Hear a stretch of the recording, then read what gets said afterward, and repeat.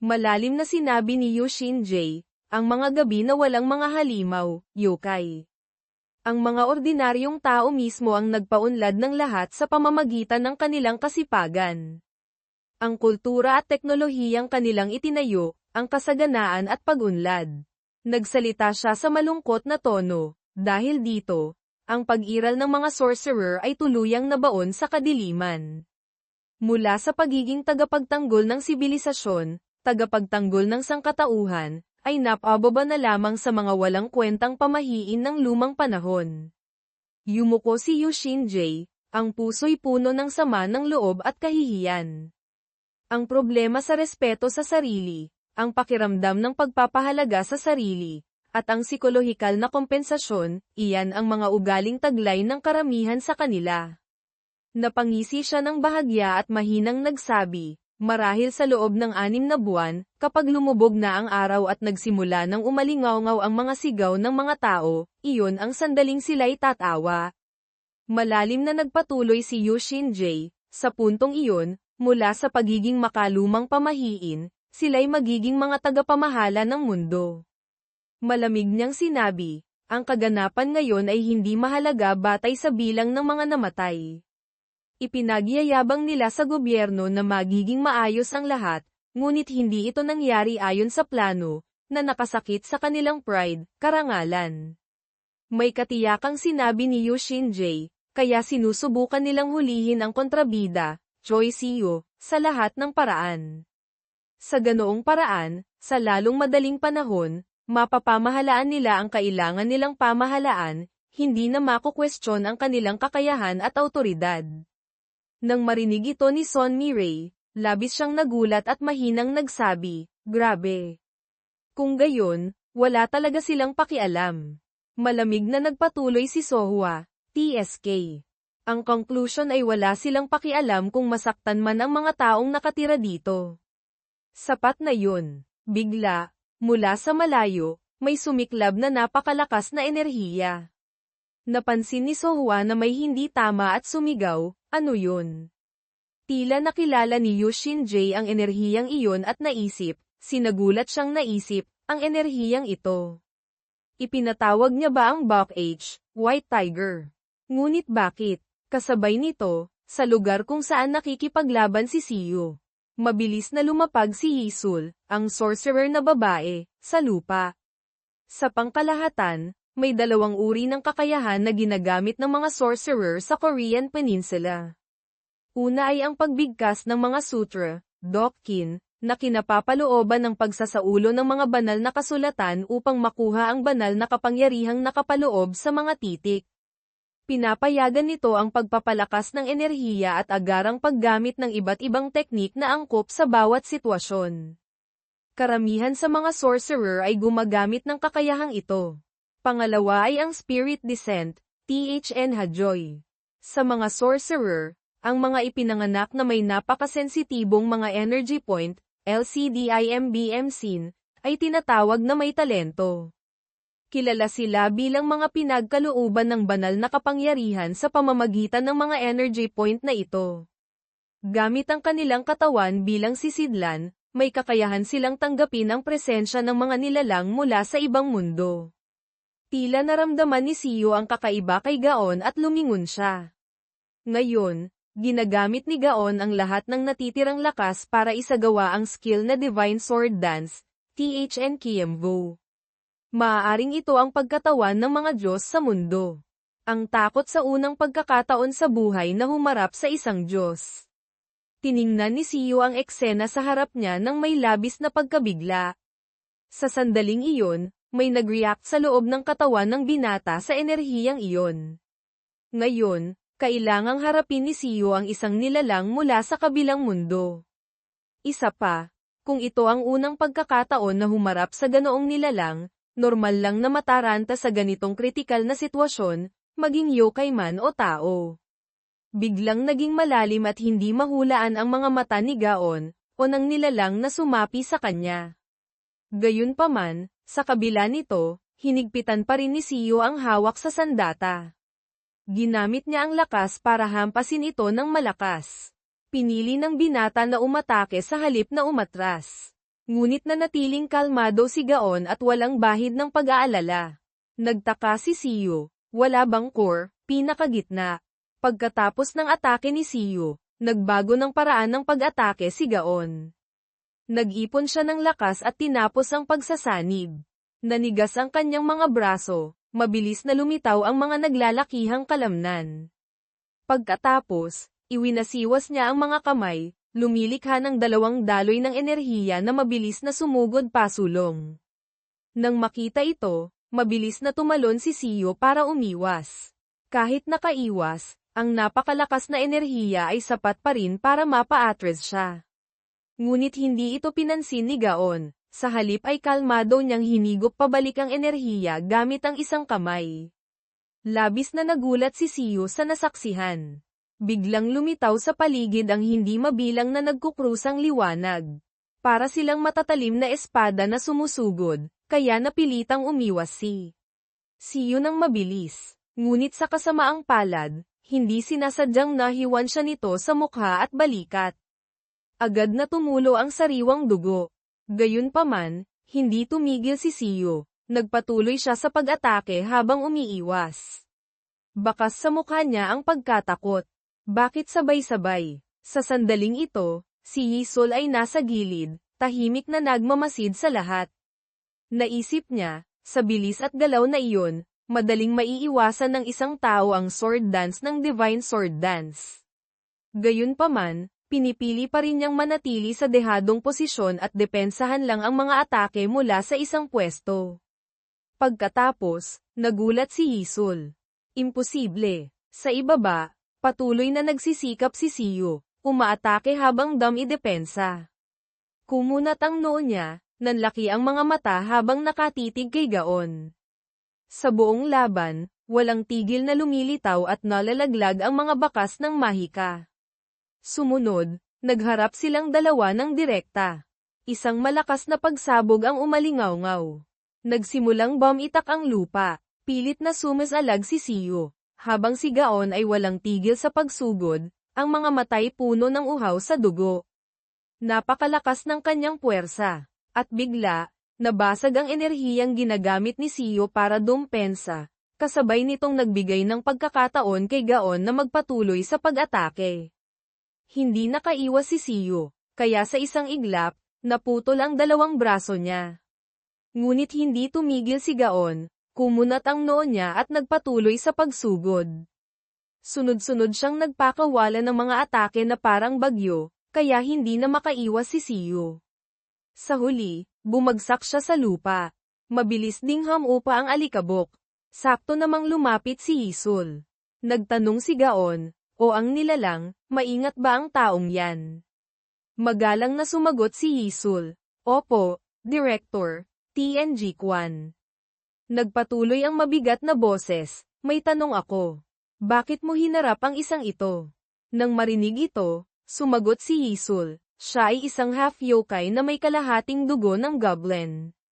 Nagkasala siya ng paglikha ng kaguluhan sa mundo ng mga tao sa pamamagitan ng pagpatay sa hindi mabilang na buhay.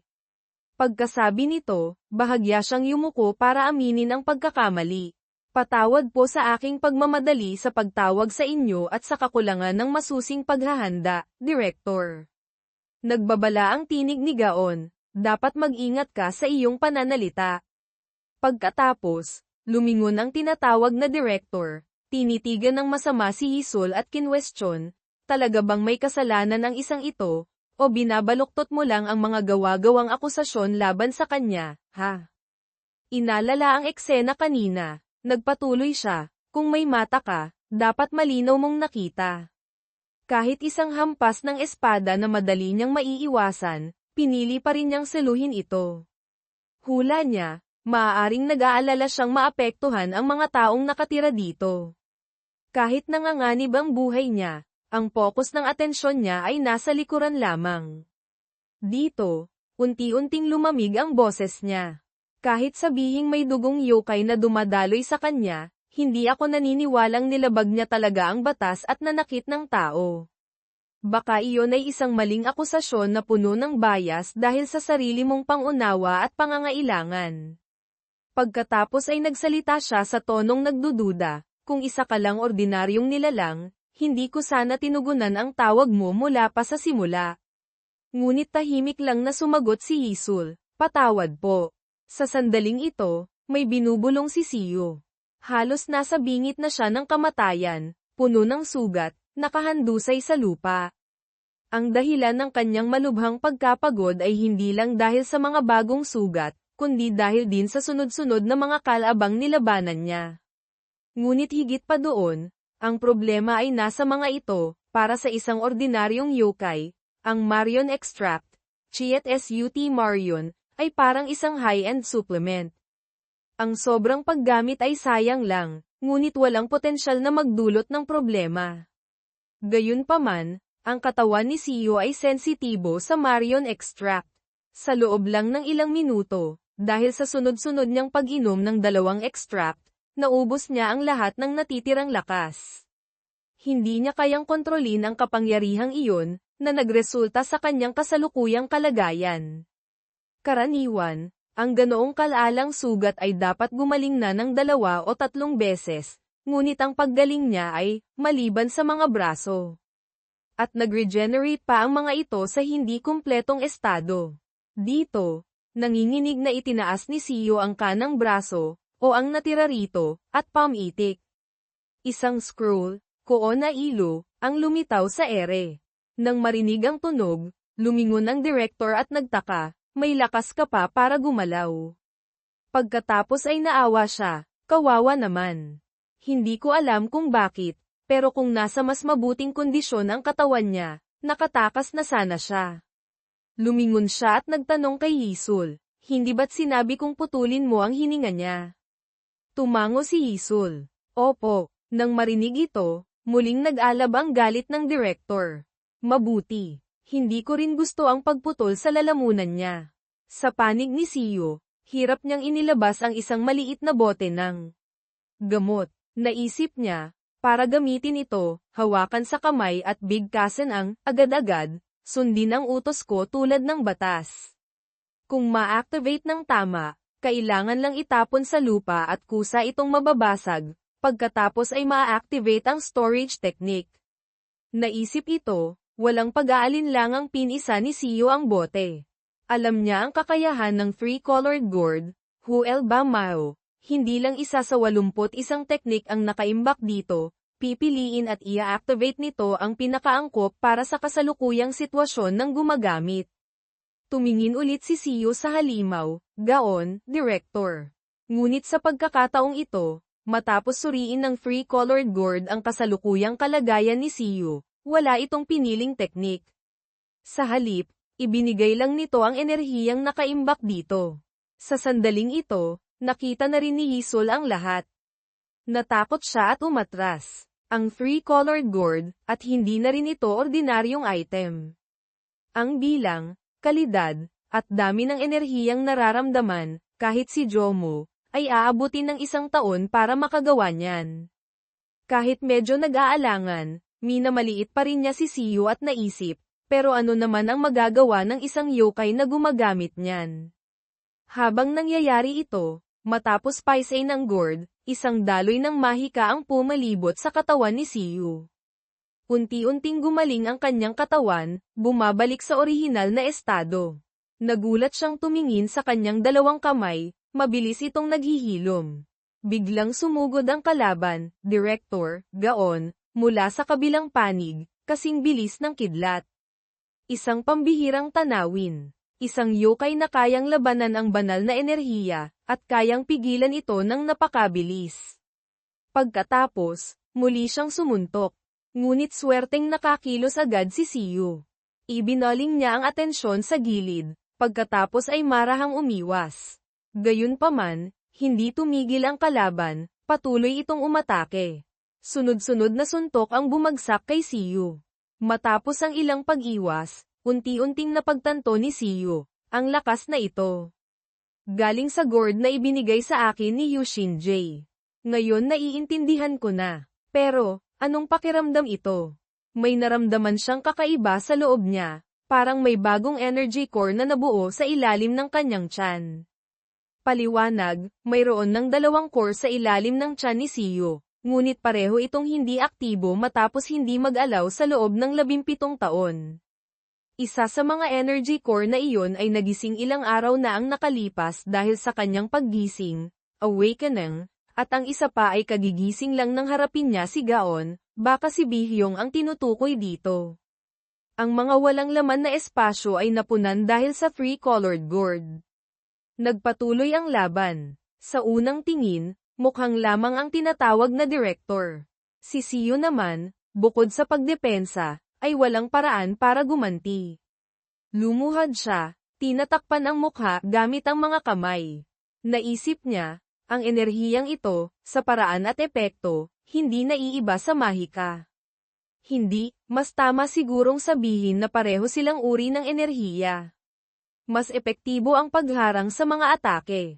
Gayunpaman, pagkatapos ay nag-focus si Siyo. Isang daloy ng enerhiya ang bomb alot sa kanya. Hindi ko magamit ang Goblin Punch, Yutin Chai, kahit kaunti, at ang Shock Engravings ability, parang may nawawalang tornilyo. Ito ay dahil may iba't ibang uri ng enerhiya. Nang maisip ito, nakita niyang muling sumusugod ang kalaban. Alam niyang ang Goblin Punch ay magagamit lamang sa enerhiya ng yokai, Jokyoko, hindi ito tugma sa kasalukuyang enerhiya. Kaya lalong naguluhan si Siyo. Nagtanong siya sa sarili, kung gayon, anong dapat kong gawin? Kung magpapatuloy ito, parang inuulit lang ang nangyari kanina. Ang kalaban ay hindi isang taong madali kung matatalo sa pisikal na labanan. Naisip ito, muling kinuyam ni Siyo ang kamao. Kung walang paraan para gamitin ang enerhiyang ito, isang malakas na puwersa ang biglang pinakawalan, tumama diretso sa kalaban. Maging siya ay nagulat, hindi inaasahang kaya niyang gawin ito. Kasunod nito, natulala si Yisul. Ang direktor naman ay biglang bumalik sa orihinal niyang anyo si Gaon. Nakatayo si Siyo, natigilan.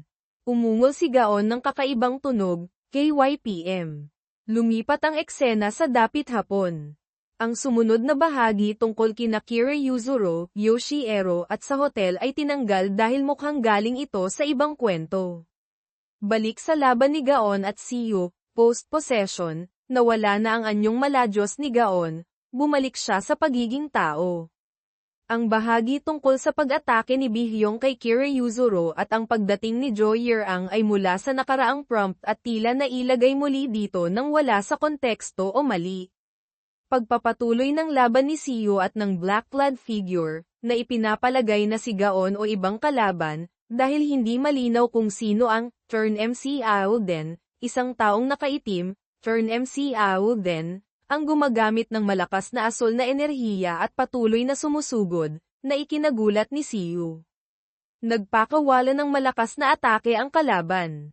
Nasalo lang ni Siyo si Rojo, na nawalan ng malay sa kanyang mga kamay. Parehong hindi sapat ang kanilang kaalaman para maintindihan ang sitwasyon. Gayunpaman, iisa ang kanilang instinctual na naisip. Patuloy na sumusugod ang nakaitim. Nag-aalalang naisip ni Siyo, kung hindi tayo magsasama, mamamatay tayo. Puno ng sugat, nakadepensa lang siya sa mga atake ng kalaban. Mahigpit niyang hawak ang isang bagay. Nagkaroon ng matinding labanan sa pagitan nila. Bigla, ang bagay na hawak niya ay naging isang espada. Nagngalit ang ngipin ni Siyo, nag-aalalang naisip, iba ang pakiramdam nito kumpara sa Goblin Staff, Gayutin. Kailangan lang nating makatagal, sapat na yun. At ngayon, sa tingin ko masasabi ko ng may katiyakan. Tinitingnan ang kalaban na determinadong lumalaban, naisip ni Siyo, mukhang nakalalamang ako sa lakas at bilis, ngunit ang aspetong nangingibabaw mula sa kanya ay kakaiba. Sa bawat pagkakataong gusto kong gumalaw, nababasa niya ang timing at umaatake sa paraang hindi ko lubusang maiiwasan. Bigla, pareho silang tinamaan ng espada ng isa't isa sa braso. Biglang napagtanto ng nakaitim na perpektong nasangga ni Siyo ang kanyang atake. Isang babaeng sorcerer, Yisul, na nasa labas ang nakakita sa eksena at naisip, ang atake kanina, ang layunin ay hindi dumpensa, mas mukhang bigo siyang harangin ito. Nagsalita ang nakaitim, interesante. Nagpatuloy siya, dahil mukhang hindi ka makakuha ng lamang, diretsahan na kitang sasabihin, sumuko ka na. Hindi mo man lang dinedepensahan ang mga atake maliban kung nakamamatay. Tiningnan niya si Siyo na puno ng sugat. Kahit kalmado kang maghintay, hindi kita bibigyan ng pagkakataon. Gayunpaman, hindi siya natakot at matigas na sumagot, kung epektibo ba ito o hindi, hindi ko alam. Pero sa tingin ko, ito lang ang tanging sagot, kaya nagdesisyon na ako. Nang marinig ito ng kalaban, napangisi siya. Mabuti. Pagkasabi nito, habang lumilikha ng napakalaking enerhiya, sinabi niya, gagamitin ko ang aking espada sa pinakamalakas na paraang posible. Lumapit ka at subukan kung sa tingin mong kaya mong tiisin ito. Nang makita ito, nagulat si Siyo. Ang mga asul na liwanag na may napakalaking enerhiya ay nagmumula sa direksyong iyon. Iyon ang Divine Sword Dance General, Kiamvu Thn Tuong. Sa literal na kahulugan, isang Diyos na sumasayaw gamit ang espada. Isang kalaban na hindi tao ang hinahamon ni Siyo. At kahit nakaisip na siya ng mga estratehiya, hindi ito isang uri ng martial art na mapipigilan ng mag-isa. Sumugod ang kalaban, nagbabanta. Lahat ng pagsisikap mo ay walang saysay. Habang nagpapakawalan ng nakamamatay na hampas, nagsalita ang kalaban, tapos na. Siyempre, naramdaman din ito ni Siyo, ngunit naniniwala siyang lahat ng iyon ay nakaraan na. Hindi alintana ang lakas ng mga nakaraang kalaban, kahit ang pinakamasamang halimaw, yokai, ay may kakayahang pansamantalang paralisahin ang kanilang katawan. Nagpatuloy ang kalaban, siyempre, lumalabas na mula pa sa simula, wala kang intensyong gamitin ang kahinaan ko, ang kahinaan ng mga Diyos na bumababa sa lupa.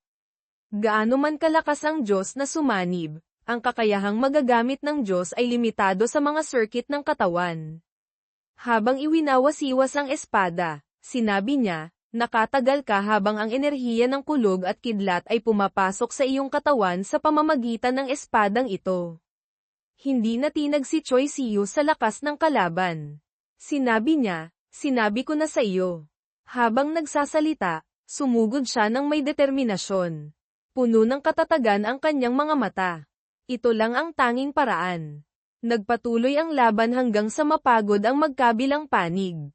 Ang nakaitim na lalaki ay may malubhang mga sugat ngunit nagsalita pa rin, sinadya mong magpabeya.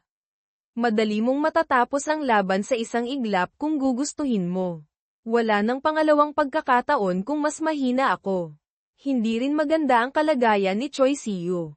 Humihingal siyang nagsabi, kung nangyari iyon, iyon talaga ang problema. Pero sa huli, naging maayos naman ang lahat, di ba? Higit sa lahat, kapag hindi mo alam kung sino ka, ang katawan na ito ay hindi na parang sarili mong katawan. Nagpatuloy siya, ang pumatay ng isang tao ay medyo sobra na kung hindi naman nanganganib ang buhay mo. Nang marinig ito, napangisi ang kalaban. Isang mapangahas hanggang sa huli. Habang nagugulat si Choi Siyo, nagpatuloy siya, oo, ayos lang ako. Ang natalo ay walang karapatang magsalita pa. Dahil sa paglitaw ng malaking espiritu sa loob ng nakaitim na lalaki, sinabi nito, kung magkakaroon ng ibang pagkakataon, sa susunod, maglaban tayo ulit. Pagkasabi nito, naglaho ang higanti. Isang boses ang umalingaw-ngaw, na nagpalingon kay Siyo. Tapos na, sabi ni Hisul. Wala akong kakayahan sa pakikipaglaban para labanan ka. Wala na rin akong lakas para magsagawa ng isa pang ritual. Ito ang aming pagkatalo. Nang marinig ito, malamig na naisip ni Siyo, puro kasinungalingan. Habang inaalala ang pakikipaglaban ni Hisul kanina, naisip niya, isa lang iyong harapan, ngunit iyon pa lang ay nagsasabi ng malinaw. Maaaring hindi ko alam kung gaano siya ka-talented, ngunit tiyak na nakahihigit siya sa lalaking iyon, gaon. Habang nag-iisip siya, ano ba to? Biglang may sumigaw, hoy! Na ikinagulat ni Choi Siyo. Nang makita ang paparating, tinawag niya, Yushin J. Nanginginig na lumapit si Yushin J, dismayado. Tinatawag mo akong Yushin J. Alam ko na. Itong baliw na to. Nang makita ang eksena, labis na nagulat si Hisul. Nagtanong si Choi Siyo, bakit ka nandito? Nilinlang ka ba ng yokai papunta dito? Nang marinig ito, nagalit si Yushin J at Nanormon, na ikinataranta ni Choi Siyo. Hindi. Anong ginawa mo kanina? Sinabi ko lang na maging kumpiyansa ka at huwag matakot. Sinabi ko bang magpasabog ka sa gitna ng araw habang may mga tao sa paligid? Nang marinig ito, sinabi ni Choi Siyo, pasensya na. Ang tanga ko at mapangahas. Nang makita ito, nagalit si Yushin J. Talagang eksperto ka sa pagpapanggap na nagsisisi. Pagkatapos ay bigla siyang nagseryoso. Magiging madali sana kung kayang lutasin ng paghingi ng tawad ang lahat. Nang makita ang nakaitim na lalaki, gaon, na walang lakas na nakahandusay, lumingon siya at sumulyap kay Hisul. Nagsalita siya, hindi mo kailangang intindihin lahat. Ang sitwasyong ito ay eksakto tulad ng nakikita mo. Tinuro ni Yushin J si Choi Siyo at ipinakilala, ang lalaking ito ang pinakamatalik kong kaibigan mula high school. Kahapon ko lang nalaman na isa siyang goblin, at nagkataon lang iyon. Tiyak na hindi siya ang tipo ng taong mananakit ng iba. Nang marinig ito ni Hisul, nagsalita siya, hindi ikaw ang magpapasya niyan. Lalo na kung may nauna ng relasyon sa salarin, dapat alam mo iyan. Sinabi ni Yushin J, kung miyembro ako ng Sangso Clan, hindi ako ganoong klaseng walang hiya. Malamig siyang nagpatuloy, inosente man siya o hindi, alam kong hindi angkop ang kilos ko bilang miyembro ng Sangso Clan. Kahit isa itong hindi makatwirang dahilan, ang tagapagmana ng Sangso Clan ay hindi maaaring pumanig sa isang simpleng yokai. Pagkasabi nito, na may mga matang puno ng determinasyon, nagpatuloy siya, kaya simula sa sandaling ito, tatalikuran ko na ang posisyon bilang tagapagmana ng Sangso Clan. Nang marinig ito, nagulat si Hisul. Ano? Ang pagtalikod sa pagiging tagapagmana ay imposible. Walang pakialam si Yushin J. Marahil hanggang ngayon, ganoon pa rin. Lahat ay nagsusumikap para makamit iyon, kaya bakit ko kailangang talikuran? Nagpatuloy siya, walang magiging problema. Magpapanggap ang lahat na nagagalit at sasabihing paano mo nagawa iyan, ngunit sa kaloob-looban nila, tuwang-tuwa sila dahil isang inaasam-asam na posisyon ang nabakante ngayon. Mahigpit niyang hinawakan ang espada, nagsalita. Sige, sa tingin ko sapat na ang pagpapahayag ko ng aking pananaw. Huwag ka nang gumawa ng kwento. Mas mabuting maintindihan mo ang sitwasyon. Nagpatuloy si Yushin J, sinasabi ko lang ng maaga, wala akong intensyong pumatay o saktan ka ng malubha. Kaya kung tahimik mong aalisin ang iyong barrier, magpapasalamat din ako. Pero kung ipagpapatuloy mo ang iyong misyon, wala nang ibang pagpipilian. Pagkasabi nito, itinutok niya ang espada kay Hisul at nagbanta, gagamitin ko ang lahat ng aking kakayahan para talunin ka ng walang awa. Nanahimik si Hisul. Tinanggal niya ang kanyang maskara. Sinabi niya, wala na akong ibang pagpipilian sa usaping ito. Paano kita lalabanan, young master? Nang makita ang eksena, labis na nagulat si Choi Siyo. Ang taong iyon. Pagkatapos, bumigkas siya ng isang spell. Isa sa 4 na kandila ang biglang namatay. Tapos na ang trabaho, nagsalita siya, ginawa ko na ang sinabi niyo, young master.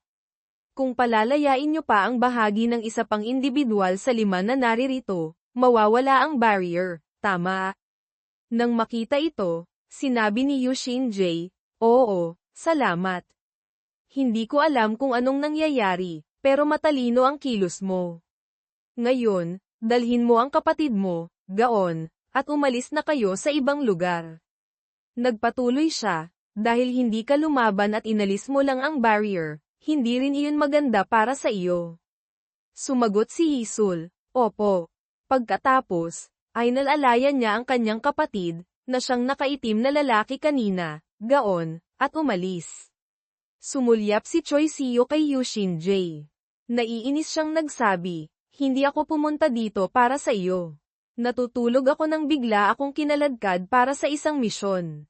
Seryosong nagpatuloy si Yushin J. Ang 5 pa, ay inatas ang magtayo ng barrier. Naghintay kami sa iyo, hindi alam kung darating ka dito. Naisip ko na kailangang pumasok muna sa barrier, talunin ang sinumang yokai na lilito, at ilabas ang nanay mo. Nagpatuloy siya, sa proseso, nakilala ko ang yokai na dumating para iligtas ang nanay mo, Sohwa. Nagkasundo kaming magtulungan. Nang marinig ito, nag-alala si Choi Siyo. Pero ikaw, nagsalita si Yushin J, hindi mo kailangang mag-alala para sa akin. Makinig kang mabuti. Medyo kritikal ang sitwasyon ngayon. Nagpatuloy siya, hanggang ngayon, kung nakinig ka sa kwento, marahil nahulaan mo na. Mula ngayon, bukod sa akin, may 3 pang natitira, at silang 3 ay mas malakas pa kaysa sa pinagsamang lakas ng 2 lumaban kanina, Gaon at Yisol. Nang marinig ito, nagulat si Choi Siyo. Nang sinabi mong pinagsama, ipinapalagay mong sumali ang babaeng iyon, Yisol, sa laban, tama? Sumagot si Yushin J, tama. Habang nagpapaliwanag, inisip niya ang imahe ng 2 sorcerer kanina.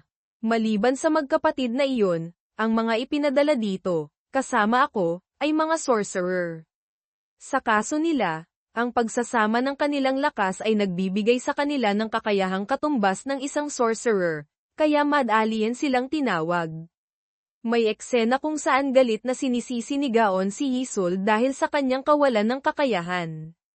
Nagpatuloy si Yushin J sa pagpapaliwanag, kahit pagsamahin pa nila ang lakas, sa katunayan, ang nakababatang kapatid, Gaon, ay umaasa sa kakayahan at abilidad ng kanyang ate, Yisol. Sinabi niya, akala ko mapapansin mong may mali. Kaya nakahinga ako ng maluwag na napansin mo rin. Biglang nagsalita si Choi Siyo, may masakit ba sa iyo? Nainis si Yushin J. Nakakainis, huwag mo akong tanungin yan.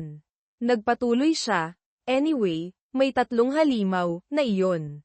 Para makaalis dito, kailangan mong talunin ang isa sa kanila. Hoy, ilan pa ang natitira sa mga gourd na binigay ko? Nang marinig ito, sumagot si Choi Siyo habang tinitingnan, 2 pa ang natitira. Dapat ko bang ibigay lahat? Sinabi ni Yushin J, hindi, 1 lang. Pagkasabi nito, ibinigay ni Choi Siyo kay Yushin J ang isang lilang gourd. Bigla, mahigpit niya itong hinawakan at bumigkas. Isang malakas na asol na liwanag ang lumabas, na nagpatakip ng mata kay Siyo. Pagkatapos, nagsalita si Yushin J, makinig kang mabuti, Choi Siyo. Isa sa 3 sorcerer ay malamang nalalaban sa isa sa mga yokai na dumating para protektahan ang nanay mo, Sohwa. Ang kaguluhan kanina ay nagpapahiwatig na nagsimula na ng seryoso ang laban nilang 2. Habang iniisip ang imahe ng nanay ni Choi Siyo, sinabi niya, tungkol sa nanay mo, malamang dinala na siya ng yokai na iyon, Sohwa, para tumakas. Ang trabaho mo ay hanapin sila at sumama sa kanila. Nagpatuloy si Yushin J, lalabanan ko ang isa sa mga sorcerer. Kaya kayong 3, Siyo, Sohwa, nanay ni Siyo, ay kailangang humanap ng paraan para makatakas mula sa natitirang sorcerer. At sinabi pa niya, ako at ang Sorrow Yokai, Sohwa, kapag isa sa amin ang nanalo at nasira ang barrier, kailangan mong umalis agad dito. Ang mga salitang, huwag kang maging katawa-tawa. Paano ninyong 2, ay namuo sa lalamunan ni Siyo. Ngunit ang dahilan kung bakit hindi lumabas ang mga salitang iyon sa kanyang bibig ay dahil alam niya kung gaano sila kapangahas at kayabang. Si Yushin J, na may mga matang puno ng determinasyon, ay nagsalita ng malakas, sinabi ko na iyon sa training ground. Ang kakayahan natin ay wala pa sa kalahati ng kung anong mayroon sila. Ngayong nasaksihan mo na, ano ang pakiramdam mo? Sa tingin mo ba nagsisinungaling ako? Sa isang kaibigan na handang isakripisyo at talikuran ang lahat para sa iyo. Huminga ng malalim si Siyo at sumagot, wala. Paano ko naman mapipilit? Tama lang na mag-alala para sa isang kaibigang tulad niyan. Bigla, May nakapagpaalerto kay Yushin J, hinugot niya ang kanyang espada. Mabilis siyang sumugod doon, na ikinagulat ni Choi Siyu. Nagbanggaan ang bagay na iyon at ang kanyang espada, lumilikha ng napakalakas na puwersa. Nagulat si Choi Siyu. Isang pares ng paa ang lumapag sa lupa, na nagpaalerto sa kanilang dalawa. Umalingaw-ngaw ang boses ng bagong dating, "Naku po. Kung malalaman ito ng matanda, Manshin, magwawala siya sa galit." Iyon si Kim Jae-gun. Kalmado siyang nagpatuloy, lalo na ngayong malapit na silang mamatay at ang kaisa-isa nilang anak ay nakikipaglaro sa mga yokai. Anong payapang tanawin ang makita ang isang matandang bumagsak, ano sa tingin mo, apo? Hindi ka ba magbabago ng isip? Nang marinig ito, galit na sumagot si Yushin J, "Kalimutan mo na." Nagpatuloy si Kim Jae-gun, "Syempre, ang buhay mo ay desisyon mo. Medyo kamukha mo ako, may potensyal ka, at higit sa lahat, ang iyong personalidad ay ibang-iba sa ibang miyembro ng pamilya." Habang nagsasalita, tumingin siya kay Choi Siyu. Sa halip, bakit hindi mo nalang patulan ang nasa tabi mo? Sa bagay, maliban sa dalawang bagay, walang nakakaalam kung anong nangyari sa pamilya maliban sa mga anak ko, sina Jiong at Jawang. Nagpatuloy siya sa pagdadaldal, sinubukan kong itago ang dalawang bagay na iyon. Nakakahiya ang ganitong laban. Patuloy na nagsalita si Kim Jae-gun, kahit isipin mo pa ang nanay mo. Naiinis na pinutol siya ni Yushin J, "Hindi ko alam na ganyan pala ang tingin nyo sa akin, tiyo." Ngumiti ng tuso si Kim Jae-gun. Pero sa kasamaang palad, nalaman ko bago pa ako pumunta dito. Yung supladang pekeng sorrow na yun, Sohwa. Hayaan na natin yun. Agad na naghanda ng posture sa pag-atake si Yushin J, sinabi sa kanya, "Matagal ko nang iniisip na umalis ng bahay. Hindi ko matiis na makulong sa bahay." Nang marinig ito, nagsalita si Kim Jae-gun, "Ganoon ba?" Hindi naman sa hindi ko naiintindihan. Biglang sinabi ni Yushin J kay Choi Siyu, "Ang nanay mo ay nasa rooftop ng kondominium. Sa sandaling masira ang barrier, maaari kang lumipad para tumakas." Hinimok niya si Choi Siyu, "Bilisan mo. Umalis ka na. At anuman ang mangyari, siguraduhin mong lagi kang nasa tabi niya." Kinagat ni Siyu ang labi at sinabing, "Sige." Mabilis siyang naglaho. Iniwan ang eksena na tila magsisimula na ang laban sa pagitan nina Kim Jae-gun at Yushin J. Nagsalita si Kim Jae-gun, "Ganoon pala. Kung hindi ako nagkakamali sa pagkakaintindi, magkaibigan kayo, ano? Ang dami talagang bagay sa mundong ito, ha?" Nang marinig ito ni Yushin J, ngumisi siya. "Wala akong masasabi tungkol dyan, kahit tawagin niyo pa akong baliw." Nang makita ito, nagulat si Kim Jae-gun. "Bakit naman kita tatawaging baliw? Kung may isang taong handang isugal ang buhay para iligtas ang kaibigan, sa mundong ito, gaano karami ang hindi maituturing na baliw?" May 7 tagapagmana sa Seongsu clan. Pagkasabi nito, hinigpitan niya ang hawak sa espada. Sayang. Sayang talaga. Lahat sila ay tinatayang may sapat na kakayahan para makipagsabayan sa mga yokai na nasa spirit level, at nagtataglay ng pisikal na lakas na may kukumpara sa isang buong batalyon.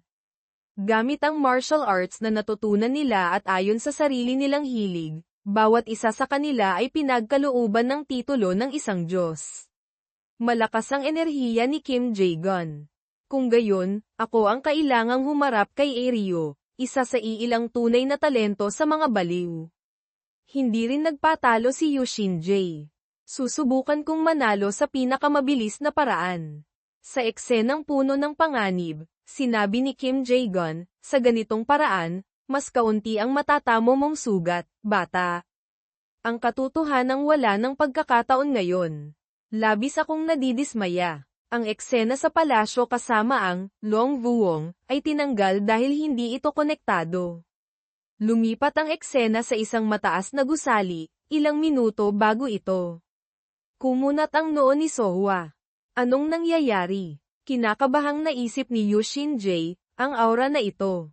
Malinaw na may nagpatawag ng espirito. Pagkatapos ay sinabi niya, tatanungin ko lang para sigurado, pero kayo ba?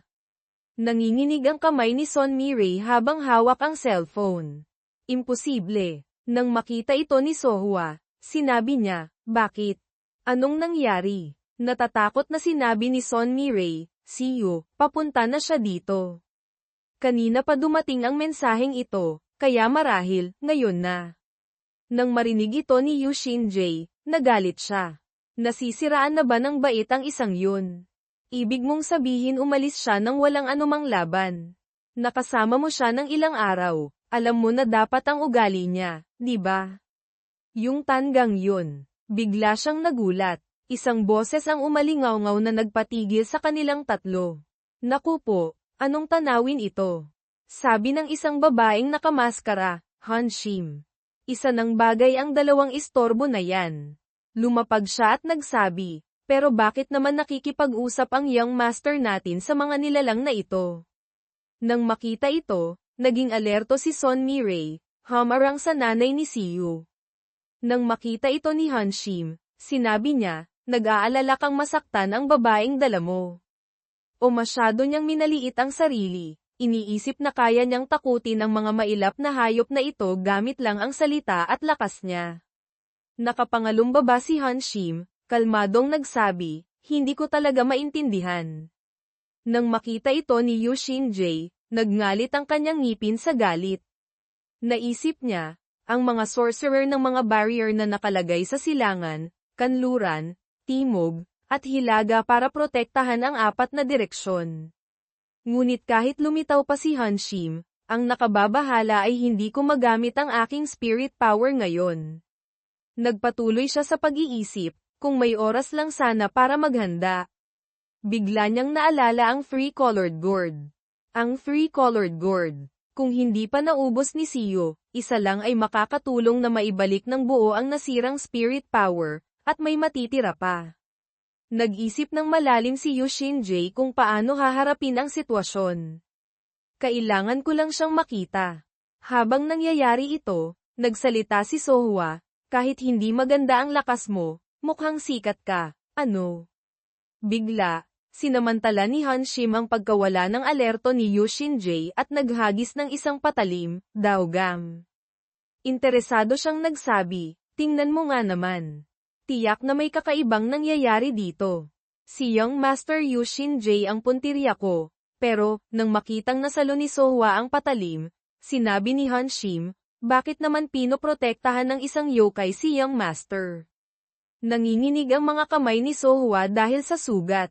Tinanggal ni Han Shim ang maskara at nagpatuloy sa pang-iinsulto, posible kayang nakalimutan na ng Young Master natin ang kanyang tungkulin at nakipag-alyansa sa mga yokai. Bigla, hinawakan ni Son Mi-rae ang kamay ni Yu Shin-jae. Ang isa pa niyang kamay ay nakahawak sa nanay ni Siyu. Seryoso siyang nagsabi, kailangan na nating umalis. Agad-agad.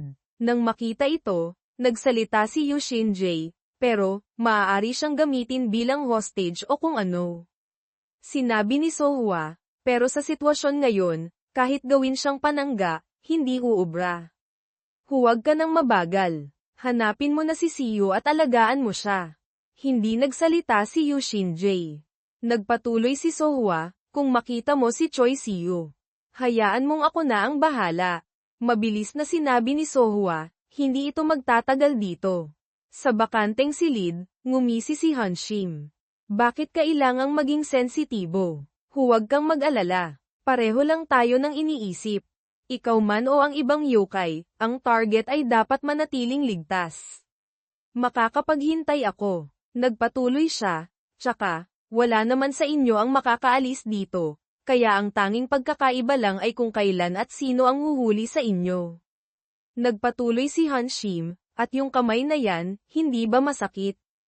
Kahit yokai ka pa, dapat nakakaramdam ka ng sakit kahit papaano. Nang marinig ito, sinabi ni Sohwa, kung ang Yemmei Blades, Yemmei Thao, mo ay mas totoo ng kaunti, marahil magdudulot nga iyon ng sakit. Nang marinig ito, na-excite si Han Shim. Alam mo, ako mismo ang gumawa niyan. Ang Yemmei Blades. Kapag ang kaluluwa ng tao ay nahulog sa matinding emosyon at puot, pagkatapos ay gumuho, hindi rin ito gaanong naiiba sa tinatawag na masamang espiritu. Gayunpaman, hindi tulad ng ibang masamang espiritu, ang Yemei ay isang nilalang na maingat na nilikha. Ang mga napili bilang materyales para gawing Yemei ay pinahihirapan sa pisikal at espiritual, kasama ang pagkabaliw, hanggang sa bingit ng kamatayan. Kapag ang buhay ay umabot na sa sukdulen, pinuputol ito gamit ang isang bagay na ginagamit para ikulong ang Yemei.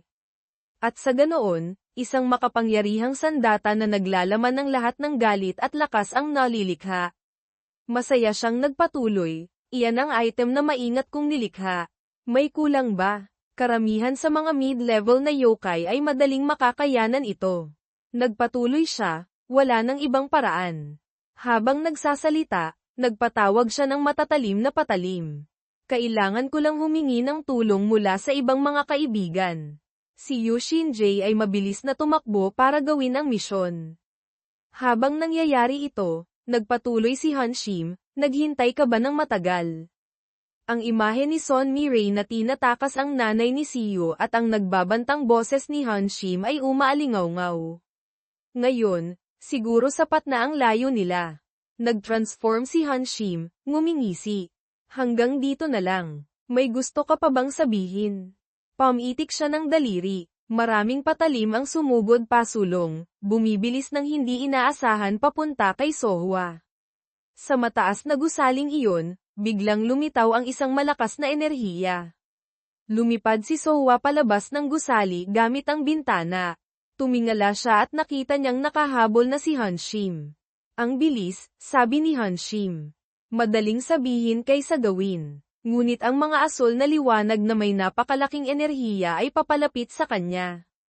Ginamit ni Sohwa ang mahika, summon, Fumedaite. Lumitaw si Fumedaite. Dagdag ni Sohwa, kataas-taasan. Medyo nagulat si Hanshim dito. Isang malakas na hampas mula kay Fumedaite ang nagtulak pabalik sa lahat ng asol na liwanag. Sa mga Diyos na sinasamba ng mga sorcerer, maraming uri. Isa na rito ang mga taong nabuhay noon. Karamihan ay mga bayaning nag-iwan ng pangalan sa kasaysayan. Ngunit ang dahilan kung bakit sila naging Diyos pagkatapos mamatay ay hindi dahil sa kanilang lakas, kundi dahil sa mga panalangin ng mga taong nagtaas sa kanila bilang mga nilalang na higit sa karaniwang tao. Ang mga nagdarasal ay hindi kailangang magkaroon ng spirit power, at ang relihiyon o porma ay hindi gaanong mahalaga. Ang mahalaga ay ang katapatan sa panalangin at ang mga alay na kanilang inihahandog. Ang hindi mabilang na taong paulit-ulit na nagdarasal, na naipon sa bawat taon, ang lumikha ng kaluluwa mula sa kawalan, pagkatapos ay nabuo ang isang Diyos. Ang isang sorcerer na kumokontrol sa mga Diyos na ito ay may karapatan at responsibilidad na kontrolin ang kapangyarihang iyon. Malalakas na hampas ang pinakawalan ni Fumedaite para itulak pabalik ang enerhiya ni Hanshim. Sabi niya, ang daming kakaibang nangyayari ngayon. Kahit anong anggulo ko tingnan, si Fumedaite ay perpektong tumutugma sa imahe ni Guan Yu. Hindi ko alam kung bakit kayang kontrolin ng isang yokai ang kapangyarihang iyon. Dumilim ang mukha niya, nang iinsulto. Pero mukhang hindi maganda. Biglang may tumusok na patalim kay Sohwa. Nagpatuloy si Hanshim, palalampasin ko na yan. Itong maruming bagay na to. Isang malakas na puwersa ang bumagsak sa lupa. Lumapag siya sa lupa, nakakadiri. Ang pang-amoy ko ay parang naparalisa dahil sa baho ng mga hayop na yan. Habang lumalakad palapit, nang iinsulto siya, narinig. Kung magaling ka raw sa mga maliliit na trick na yan. Sa pagkakaalam ko, may dalawa kang tinatawag na ultimate skills, Tuyet KY. Nang makita si Sohwa na malubhang nasugatan, nagpatuloy siya. Isa ay ang Foxbead, Holai Chu, at ang isa pa ay ang Mind Confusion, Lone TM3, tama. Pagkasabi nito, iwinasiwas niya ang mga patalim at nagsalita, bagong kaalaman ang natutunan. Tatandaan ko ito para sa susunod, kung kailangan kong pumatay ng isa pang Sorrow. Bigla, lumitaw ang mga karagdagang buntot kay Sohwa, na labis na ikinagulat ni Hanshim. Hindi mo na kailangang tandaan, sabi ni Sohwa. Ang mga patalim na iyon ay tila bumagal habang papalapit kay Sohwa. Natakot si Hanshim, may hindi nakikitang bagay. Hindi ito pagharang, tuluyan itong paghinto. Ngunit bakit? Ang lahi ng Zoro, dalawang ultimate skills. Gayunpaman, hindi ito kabilang sa alinman doon. Mapanganib ang mga mata ni Sohwa. At saka, bukod sa akin, walang ibang makakagawa niyan. Hindi iyon ultimate skill ng mga Zoro. Nagulat si Hanshim. Pagkontrol sa Yemei Blades. Anong kalokohan, walang espesyal. Sinabi ko na, ang Yemei Blades mo ay isang pangkaraniwang bagay lang. Kahit magkaiba ang lahi, ang estado at kakayahan ni Sohwa sa pagtatasa ay hindi gaanong nagbago. Habang hinaharangan ang mga patalim gamit ang kamay, nagsalita si Sohwa, habang nagpapahinga ka kanina, nahanap ko ang paraan kung paano mo kinokontrol ang Yemei Blades. Kaya gumawa ako ng isang spell na kayang kontrolin ito ng mas mahusay pa kaysa sa iyo. Hindi lang gumagamit ng sorcery, Wuthwat, kundi pati na rin ng human techniques, Nanthwat, at Taoist techniques, Southwat. Dumilim ang mukha ni Hanshim sa galit. Hindi makapaniwala, hindi ito maaaring mangyari. Higit pa rito, isa siyang henyo na kayang kontrolin at i-adjust ito. Si Sohwa, na taglay ang malakas na enerhiya, ay nagsalita, hindi ko rin masyadong maintindihan, pero kaya kong gawin.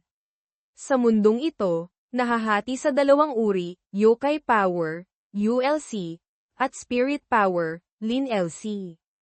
Parehong tumutukoy sa kapangyarihang ginagamit ng mga tao at yokai. Sa katunayan, pareho itong nagmumula sa isang uri ng natural na enerhiya na tinatawag na ki. Ang ki ay nagbabago sa iba't ibang anyo. Gayunpaman, sa kamay ng mga tao at yokai, nagiging iba't ibang uri ito ng panggatong na may magkaibang kalikasan. Tulad ng kotse na kailangang lagyan ng gasolina, dahil bawat panggatong ay may sariling paraan ng paggamit, imposible ang compatibility. Kung maling panggatong ang ilalagay sa sasakyan, syempre, masisira ito. Hindi magagamit ng tao ang spirit power para magsagawa ng masamang mahika, thafap, at vice versa. Namutla ang mukha ni Hanshim, kinagat ang labi, at umatras. Pinahusay niya ang kanyang mahika. Kung tao, hindi ko alam, pero para sa isang yokai, hindi ito makatwiran. Dahil ginamit niya ang yokai power kapalit ng spirit power, isang bagong spell ang nabuo. Kahit mali ang formula, tama pa rin ang resulta. Sa harap ng matatalim na mata ni Sohwa, sapat na para maramdaman ni Hanshim na napipilitan siya. Kahit gumawa pa siya ng spell na katulad ng aking spirit manipulation technique, paano niya ito makokopya ng perpekto sa maikling panahon? Tiyak na may limitasyon sa kanyang mga utos, kasama na ang huminto, at baguhin ang direksyon. Matapos ang ilang sandaling pag-iisip, kumunat ang noo ni Hanshim, nagbabalak. Kung ganoon, biglang malamig na nagsalita si Sohwa, may isang bagay na nagpapagtaka sa akin. Ito ba ay isang spell na karaniwan na lang kaya ginagawa ito ng maramihan? Para sa amin, hindi ito problema. Ngunit ayon sa paniniwala ninyo, ang paggamit ng isang bagay na makakasakit sa sarili ninyong lahi ay isang bawal. Nang marinig ito, biglang ngumisi si Hanshim. Lahi ko. Huminga siya ng malalim at nagbigay ng mahabang paliwanag. Mukhang nagkakamali ka. Ang dahilan kung bakit ipinagbabawal ang alchemy ay hindi dahil nakakapinsala ito sa sangkatauhan, kundi dahil ito ang pinakasimple ngunit madaling paraan para mapataas ang lakas. Iniikot ni Sohwa ang ulo, naguguluhan, habang nakikinig. Narinig mo na ba ang tungkol sa pag-unawa sa problema? Ang mga mata ni Hanshim ay naging kulay kape, habang ngumingisi ng malademonyo. Walang lahi na kayang umunawa sa problema tulad ng mga tao. Ngunit bukod sa pag-unawa nito, kami rin ang mga nilalang na kayang itapon ang aming lahi. Malinaw na ipinakita ni Hanshim ang kanyang mga ideal. Pisikal, katalinuhan, o kahit itsura, Kahit sa iisang lahi, may diskriminasyon depende sa likas na katangian. Ang mga nasa mababang posisyon, syempre, ay kailangang magpakita ng respeto sa mga nasa mas mataas na posisyon. Patag ang tono niya habang nagpapatuloy, gayunpaman, ang pagtanggi sa mga natural na batas na iyon ang siya ring nagbibigay kahulugan sa pagiging tao. Kahit mamatay sila at bumalik, mananatili silang may inggit at maninira ng mga mas nakahihigit sa kanila, ngunit hindi kailanman aaminin ang kahusayan ng iba. Personal na paniniwala o moralidad ng lipunan, batas o karapatan, lahat ay pawang pagkukunwari lamang para paamuin at pakalmeyan ang mga individual na iyon. Kalmadong nakatayo si Sohwa, pinakikinggan ang lahat ng lumalabas sa bibig ni Hanshim. Sa kabutihang palad, talagang napapaniwala nila ang mga ito. Dahan-dahan, misteryosong inilabas ni Hanshim mula sa manggas ang isang kahoy na tubo. Na mayroon silang kakayahan o karapatan. Puno ng paghamak ang anyo ni Sohwa, seryosong tumutol. Talaga ba? Hindi ko masabi kung tama ang sinasabi mo. May mga taong may ibang paraan ng pag-iisip. Habang nagsasalita, sumagi sa isip niya ang imahe ni Siyo. Pakiramdam ko, talagang nalulungkot sila sa pagkamatay ng kanilang kapwa nang walang itinatagong motibo o kalkulasyon. Lalo na kung walang ugnayan sa dugo o espesyal na koneksyon. Napatawa si Hanshim nang may pang-iinsulto. Aba, mabilis siyang tumalon ng malayo paatras. Agad na naging alerto si Sohwa, kalmadong pinagmamasdan ang kilos niya. Habang tumatalon paatras, nagpatuloy si Hanshim sa pangungutya, syempre, mga tanga sila. Ang kilos na iyon ay parang paglihis ng atensyon sa harap mismo ng kalaban. Pagkasabi nito, mabilis siyang naglaho sa malawak na kalangitan. Mula sa itaas, mayabang na tumingin si Hanshim pababa, mahigpit na hawak ang kahoy na tubo. Sapat na yan. Sa ganitong kalayong distansya, hindi na makakahabol ang bagay na yan. Sa ibaba, kalmado pa ring nakatingala si Sohwa. Lumuhad si Hanshim, tuwang-tuwa, at marahang binuksan ang takip ng tubo. Hoy! Subukan mong pigilan ito. Sikapin mong mabuhay habang may pagkakataon pa. Isang maitim na usok na may masangsang na amoy ang lumabas mula sa tubo. Galit na galit ang isang ito. Ito ang pinakamabangis na kaluluwa sa mga kaluluwang mayroon ako. Bakas sa mga mata ni Sohwa ang malamig na ekspresyon, bahagyang nakaawang ang bibig. Hindi ka panipaniwala. Seryoso ang mukha ni Sohwa, mahina at mabagal na nagtanong. Teka, hindi ko sinabing nagkasundo tayo dito, pero akala ko ba'y may tahimik tayong kasunduan na lumaban ng tahimik? Ang madamay man ang mga tao dito o hindi, wala bang problema? Hindi pinansin ni Hanshim ang lahat, kumuha ng buwelo, handang ihagis ang masamang kaluluwa papunta kay Sohwa. Bigla, natigilan siya. Agad na nagbago ang ekspresyon ng kanyang mukha. Ngumisi ng mayabang si Sohwa. Sa anumang direksyon, pabor sa akin ang lahat. Nakapasok na ako sa isang ganap na tahimik na espasyo. Isang malaking anino ang tumakip sa buong kalangitan, na ikinagulat ni Hanshim at napalingon siya. Mula sa likuran, isang higanteng itim na anino na tumatakip sa buong kalangitan ang lumitaw. 5 Tails, NGUV. Maximum Power. Summon. Isang dambuhalang kamay na kayang durugin ang isang buong lungsod ang lumitaw mula sa mga ulap. Tinitigan ni Sohwa ang kamay na iyon, itinuro ito para kontrolin. 5 buntot kapalit ng isang kamay, dapat makontento na ako sa ngayon. Sa kabilang panig, nanginginig si Hanshim, hindi makagalaw. Papalapit na ang dambuhalang kamay sa kanyang kinatatayuan. Kuminang sa tuwa ang mga mata ni Sohwa, ngumiti. TSK, malapit na. Agad na gumawa ng kilos na pumipitik si Sohwa. Kasabay nito, ginawa rin ito ng dambuhalang kamay. Naalala niya ang masayang pagpitik sa noo ni Siyo noon. Isang malakas na pagtama ang umalingaw-ngaw ng pitikin ng malaking kamay si Hanshim, tumilapon ito diretso sa mga gusali. Pagkatapos ng laban, parehong tanawin ng dapit hapon kung saan tahimik na nakatayo ang matataas na gusali. Ang sandata ni Hanshim, na may bahid ng dugo, ay nakakalat sa lupa. Nanginginig ng hindi makontrol ang kamay ni Sohwa. Tiningnan niya ang kanyang kamay, huminga ng walang tunog. Pautal-yutal na naalala ni Sohwa ang mga sinabi ni Manshin. Isang seal, si Mche. Bakit? Hindi ko narinig na kailangan ko iyon para makapunta sa mundo ng mga tao. Dahil ba hindi ako kwalipikado? Hindi kailangan. Kahit kwalipikado ka pa, may mga nangangailangan ng seal para limitahan ang kanilang lakas. Sila ang mga yokai na may lakas na katumbas o higit pa sa spirit level. Tahimik na inalala ni Sohwa ang sarili noon. Walang nakakaalam na naabot na niya ang antas na iyon. Isang katotohanang walang nakakaalam. Kumunat ang noo ni Sohwa, seryoso ang anyo, ngumiti ng bahagya. Salamat sa mataas na pagtingin, pero pakiramdam ko lagi akong inilalagay sa mas magaang panig ng timangan, ano? Ang magkasabay na pag-iral ng pagiging masyadong walang karanasan para pumunta sa mundo ng mga tao, at masyadong malakas kaya kailangang lagyan ng seal, nakaka-iron at pakinggan. Si Manshin, nakaharap niya noon, ay mahinahon at direktang nagpaliwanag muli. Ang hakbang na ito ay hindi laban sa iyo, kaya hindi kailangang magdamdam. Ito ay utos ng Yokai King. Maging ako ay kailangang lagyan ng seal kapag pumupunta sa mundo ng mga tao. May kumpiyansa at tiwala sa sarili si Manshin.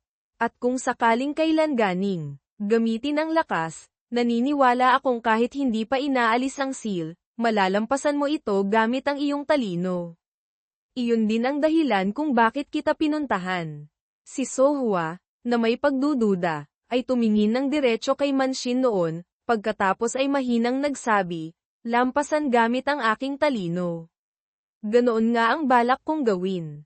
Ngunit ang sariwang pulang dugo ay marahang damaloy mula sa ilong, mula sa sulok ng mga mata ni Sohwa. Kahit isang kamay lang o isang buong braso, ang pagpapatawag gamit ang 5 buntot ay sobra, isang overload ng enerhiya. Kaya hindi rin matatawag na kaawa-awa si Choi Siyu. Ngunit ang lumampas ng kaunti sa limitasyon ay tamang pagpili. Ang kaluluwang ipinatawag niya, Hanshim, ay hindi isang pangkaraniwang bagay. Tahimik na nalunod si Sohwa sa kanyang mga iniisip. Para alisin ang bagay na natanggalan ng selyo, kailangan kong kumilos agad. Bigla, may nagbabala sa instinct ni Sohwa, agad siyang naging alerto. Marahang pinunasan ang dugo sa ilong gamit ang isang kamay, walang emosyon ang kanyang mukha. Ang pinatay ko kanina, ay ang pangalawa. Siguro hindi ito nasira agad.